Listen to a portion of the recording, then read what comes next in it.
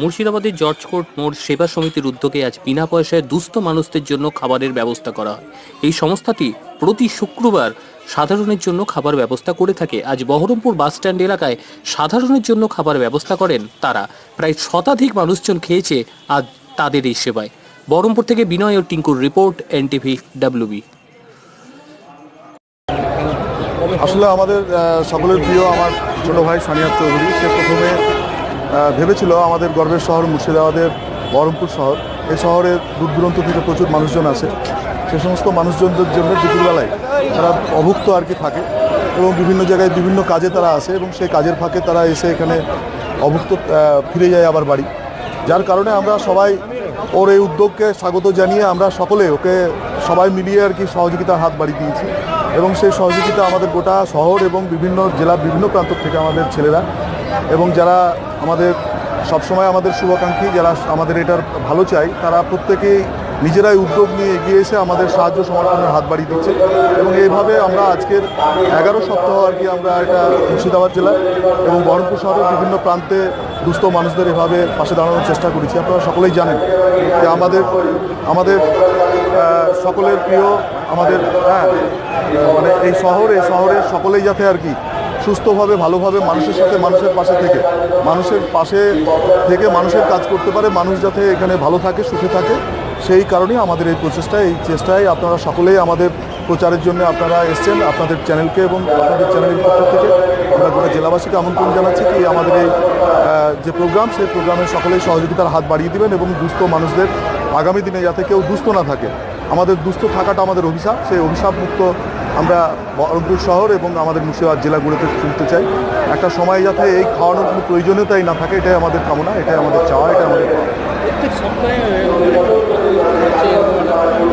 আমরা মোটামুটি 300-400 লোকের খাওয়ারের আয়োজন করি। তারপরে অনেকে আরও লোক আসে, কিন্তু আমাদের যেহেতু আমাদের সামর্থ্য অনেক ছোট, আমরা চাই অনেক বেশি মানুষকে এই খাবারের ব্যবস্থাটা করতে, কিন্তু আপনারা সকলেই জানেন যে আমাদের স্বাদ এবং সাধ্যের মধ্যে অনেক ফারাক থাকায় আমরা সেটা করতে পারি না।